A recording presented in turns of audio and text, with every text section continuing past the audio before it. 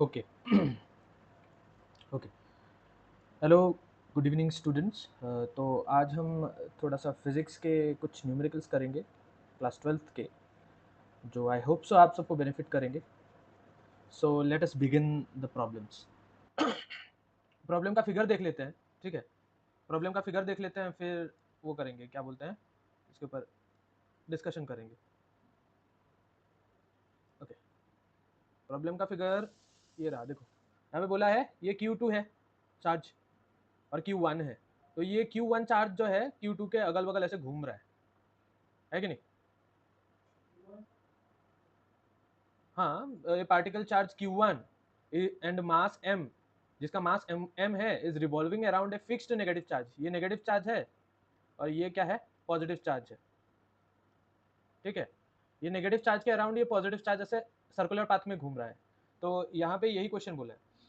तो इसका मतलब इन दोनों के बीच में अट्रैक्शन होगा, दोनों के बीच में अट्रैक्शन होगा कि नहीं, Q2 और Q1 के बीच में। तो हम क्या बोल सकते हैं, अट्रैक्शन को Fe इलेक्ट्रोस्टैटिक फोर्स का नाम दे देते हैं, क्योंकि इन दोनों के बीच में अट्रैक्शन होगा, है कि नहीं? और ये जो चार्ज इधर घूम रहा है, देखो ये चार्ज जो घूम रहा है, इसके अट्रैक्शन के वजह से इसी ऑर्बिट में घूम रहा है ना, इससे बाहर नहीं जा पा रहा है। तो ये जो घूम रहा है, इसके वजह से एक सेंट्रीपिटल फोर्स भी क्रिएट हो रहा है, घूमने की वजह से एक सेंट्रीपिटल फोर्स क्रिएट हो रहा है। तो उस सेंट्रीपिटल फोर्स का हम नाम रख देते हैं Fc। तो ये क्या है तुम्हारा, इलेक्ट्रोस्टैटिक फोर्स है, दो चार्ज के बीच में क्रिएट हो रहा है, इलेक्ट्रोस्टैटिक फोर्स, जो चार्ज एक दूसरे को पुल कर रहा है उसके वजह से फील हो रहा है। और दूसरा वाला फोर्स हो गया सेंट्रीपिटल फोर्स, जो सर्कुलर ऑर्बिट में घूमने की वजह से फील हो रहा है कि नहीं? तो अभी क्या हम ये चीज कंक्लूड कर सकते हैं कि F E is equal to F C, दोनों ही फोर्स है, और मतलब दोनों ही फोर्स है, ठीक है, लेकिन क्या ये दोनों फोर्स एक दूसरे के इक्वल है? दोनों फोर्स एक दूसरे के इक्वल है, क्योंकि जो तुम्हारा इलेक्ट्रोस्टैटिक फोर्स है वो भी इस तरफ जा रहा है क्योंकि अट्रैक्टिव फोर्स है, और सेंट्रीपिटल फोर्स उसका भी डायरेक्शन बेसिकली इसी तरफ है कि नहीं? इलेक्ट्रोस्टैटिक फोर्स और सेंट्रीपिटल फोर्स दोनों का डायरेक्शन इसी तरफ है कि नहीं? ठीक है, तो हम इलेक्ट्रोस्टैटिक फोर्स और सेंट्रीपिटल फोर्स को इक्वल मान सकते हैं। ये एक प्री रिक्विजिट कॉन्सेप्ट है जो मैं समझता हूँ कि तुमको पता रहे। ओके। तो अभी बात यह है कि तुमको इलेक्ट्रोस्टैटिक फोर्स का तो फॉर्मूला पता है, क्या है? F E is equal to क्या है, K Q1 2 by R square. इसका रेडियस क्या है, आर है, तो आर स्क्वायर लिख सकते हैं। और सेंट्रीपिटल फोर्स का फॉर्मूला क्या है? सेंट्रीपिटल फोर्स का फॉर्मूला जो लीनियर के लिए है वो है M B square by R, ये होता है, ठीक है? जो मतलब लीनियर वेलोसिटी के साथ रिलेट करके अगर तुम सेंट्रीपिटल फोर्स बताओ, लेकिन ये तो लीनियरली मूव नहीं कर रहा है ना, ये एंगुलर वेलोसिटी क्रिएट हो रहा है इसका, ऐसे गोल गोल चक्कर लगा रहा है। सर्कल में ही तो एंगुलर वेलोसिटी क्रिएट होता है ना, क्योंकि इसमें एंगुलर डिस्प्लेसमेंट होता है थीटा। तो ये तो एंगुलर फॉर्मूला ये नहीं होगा तो क्या होगा? तो इसके वजह से हमको क्या पता होना पड़ेगा, एक रिलेशन पता होना पड़ेगा, that is v equal to omega R. ये है तुम्हारा लीनियर वेलोसिटी और एंगुलर वेलोसिटी का रिलेशनशिप। ओमेगा क्या होता है, एंगुलर वेलोसिटी होता है, एंगुलर वेलोसिटी होता है, ठीक है? एंगुलर वेलोसिटी होता है ओमेगा। तो इसमें हम जब पुट करेंगे, ठीक है, तो यहां हम दोनों चीजों को इक्वेट कर सकते हैं। ओके, तो इक्वेट कर सकते हैं। तो अभी इसके साइड बाय साइड हमको और एक चीज पता होना पड़ेगा कि हमको टाइम पीरियड निकालने के लिए बोला है इस पूरे रिवॉल्यूशन का। मतलब ये ऐसे जो घूम रहा है इधर से इधर, चार्ज जो ऐसे करके घूम रहा है, पूरा एक कंप्लीट रिवॉल्यूशन, इसका टाइम पीरियड निकालने के लिए बोला है। तो टाइम पीरियड का फॉर्मूला क्या होता है? T equal to twice omega, ये टाइम पीरियड का फॉर्मूला है, ठीक है। T equal to twice omega, तो ओमेगा का रिक्वायरमेंट किस लिए हुआ पता चला? नहीं तो हम काम तो वी से भी कर सकते थे, क्योंकि वो भी सेंट्रीपिटल फोर्स का फॉर्मूला है, ये भी सेंट्रीपिटल फोर्स का फॉर्मूला है। जस्ट हमको वी को हमको ढूंढना पड़ता, वी बताना पड़ता निकाल के। लेकिन ओमेगा निकालने का रीजन क्या था? इसमें जो सेंट्रीपिटल फोर्स है उसको ओमेगा के टर्म्स में कन्वर्ट करने का मीनिंग क्या था? ताकि यहां से हम ओमेगा निकाल पाए। ये जो इन दोनों को कंपेयर करके है ना, एफ ई और एफ सी, इन दोनों को कंपेयर करके हम ओमेगा निकाल पाए। तो अभी इन दोनों को जब हम कंपेयर करेंगे तो क्या होगा? K Q1 Q2 by R square is equal to M omega square by R, लिख सकते हैं हम R square omega equal to root over K Q1 Q2 bye M R square. ये निकल गया हमारा किसका फॉर्मूला? ओमेगा का फॉर्मूला निकल गया। अभी इसी ओमेगा का फॉर्मूला को हम कहां पुट करेंगे? टाइम पीरियड में पुट करेंगे। तो चलो टाइम पीरियड पे आते हैं हम लोग। फिर इसके बाद और तुम और भी इसको सिंप्लीफाई कर सकते हो। यहाँ पे जो के का वैल्यू है 1/4 पाई एप्सिलॉन नॉट डाल के, के का वैल्यू जो है K equal to 1/4 pi epsilon naught डाल के इसको और भी सिंप्लीफाई किया जा सकता है। ओके, तो अभी नेक्स्ट क्वेश्चन पे जाते हैं हम लोग। क्वेश्चन नंबर क्या है? 2। तो क्वेश्चन को एक बार पढ़ लो।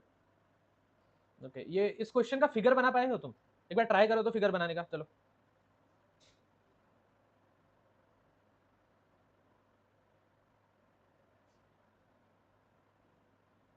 रफ कॉपी लेके बैठो, मैं तुमको दिखाता हूँ फिगर, तो कंपेयर करना वही फिगर है कि नहीं, ठीक है। देखो, तो स्क्वायर का डायगोनल तो √2a होता है। चलो प्रॉब्लम को डिस्कस करते हैं ताकि क्लियर हो जाए। और तो यहाँ पे क्वेश्चन में क्या कहा गया है? 4 इक्वल चार्जेस हैं जो कि दिए हुए हैं इधर, क्यू क्यू ऐसे करके स्क्वायर में प्लेस्ड है, ठीक है। तो एकदम right most, lower right most corner के चार्ज पे, मतलब इस वाले चार्ज पे कितना फोर्स लग रहा है वही पूछा है क्वेश्चन में, ठीक है। राइट कॉर्नर पे उसका magnitude and direction of the resultant force क्या है वो पूछा है। तो सबसे पहले हम काम करेंगे क्या कि हम फोर्सेस ढूंढेंगे लोअर राइट कॉर्नर वाले चार्ज पे। इस 1 पोजीशन पे रहने वाले चार्ज की वजह से क्या फोर्स होगा इस चार्ज पे, 2 पोजीशन पे रहने वाले चार्ज की वजह से इस चार्ज पे क्या फोर्स होगा, 3 पोजीशन पे रहने वाले चार्ज की वजह से इस चार्ज पे क्या फोर्स होगा, ठीक है। तो पहले नेमिंग कर लेते हैं सारे फोर्सेस का। ओके, तो सॉल्यूशन, तो पहला फोर्स है F1, ठीक है। तो F1 किसकी वजह से है? फर्स्ट पोजीशन पे रहने वाले चार्ज की वजह से है। तो क्या मैं उस फोर्स को कह सकता हूं के Q square by A square?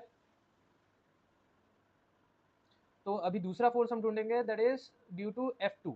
तो F2 का भी क्या मैं कह सकता हूं के Q square by A square. Okay, और तीसरा फोर्स जो है वो F3 की वजह से है। तो F3 का जो फोर्स है क्या मैं कह सकता हूं कि के Q square by twice A square है? हाँ, तो मैं यही समझ के चल रहा हूं कि तुमको फोर्स कैलकुलेट करना आता है। अगर नहीं आता है तो वो किसी और क्लास में डिस्कस कर लेंगे, ठीक है। ओके, तो अभी क्या होगा देखो। तो सबसे पहले यहाँ पे F1 और F2 फोर्स के वजह से, ये देख रहे हो F1 फोर्स इस पे लग रहा है, F2 इस डायरेक्शन पे लग रहा है। तो पहले F1 इस तरफ लग रहा है, F2 इस तरफ लग रहा है। तो F1 ये रहा वेक्टर, F2 ये रहा वेक्टर, इसके वजह से एक रिजल्टेंट फोर्स निकलेगा ना ऐसे।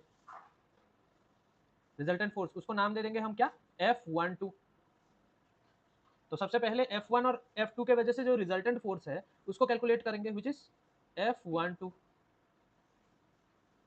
तो रिजल्टेंट फोर्स कैलकुलेट करने का फॉर्मूला मेरे को मैं समझ रहा हूँ कि तुमको पता है। तो इधर क्या होगा? F1 square plus F2 square plus twice A B cos, twice A B बोल गया मैंने, ट्वाइस ए बी तो होगा नहीं ना, क्या होगा? ट्वाइस F1 F2 कॉस कितना होगा? Cos 90 degree. चलो, तो F1 F2 इसका अगर हम वैल्यू बाद में डालेंगे, पहले इन जनरल हम देख लेते हैं क्या हो रहा है। इसको तुम डायरेक्टली भी, ये जो मैंने स्टेप किया है, ये नहीं करके भी डायरेक्टली तुम निकाल सकते हो, क्योंकि D square plus D square क्या होता है? Twice of D square, twice of के क्यू स्क्वायर प्लस ए स्क्वायर होता है बाय ए स्क्वायर। तो अभी स्क्वायर से रूट कट जाएगा और 2 के ऊपर रूट है, तो डायरेक्टली ये आंसर भी ला सकते हो। मैंने ऐसे ही इसको लिख के दिखा दिया, ठीक है। तो F12 हमको मिल गया फोर्स। और दूसरा बात यह है कि F12 जो फोर्स है, F12 फोर्स है, वो पैरेलल है कौन सा फोर्स के? F3 वाले फोर्स के साथ पैरेलल है। जो अभी जो टोटल फोर्स होगा, सेम डायरेक्शन में है ये दोनों फोर्सेस। अभी F3 पे जो टोटल, सॉरी F तुम्हारा जो Q राइट वाला साइड पे, right lower most right corner पे जो चार्ज है Q, उस पे जो टोटल फोर्स लगेगा वो कितना होगा, उसको चेकआउट करना पड़ेगा हमको। टोटल फोर्स क्या होगा तुम्हारा? Let's say total total force को हम क्या मानते हैं? टोटल फोर्स जो है उसको F कंसिडर करते हैं। तो F इक्वल टू क्या होगा? F12 प्लस F3 होगा, है कि नहीं? तो F को हम क्या कह सकते हैं? जस्ट मैग्नीट्यूड बताते हैं हम इसका। F इक्वल टू F12 कितना निकला था? √2 के क्यू स्क्वायर ए स्क्वायर प्लस F3 कितना था? के क्यू स्क्वायर 2 ए स्क्वायर।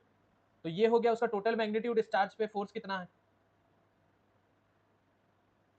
तो डायरेक्शन क्या कहेंगे हम? F फोर्स, F जो फोर्स है इसका डायरेक्शन क्या कहेंगे? इसका डायरेक्शन क्या होगा? हाँ, तो इसका डायरेक्शन देखो, ये पूरा बीच में से जा रहा है ना। इसको कैलकुलेट भी कर सकते हैं, कैलकुलेट भी कर सकते हैं हम लोग, लेकिन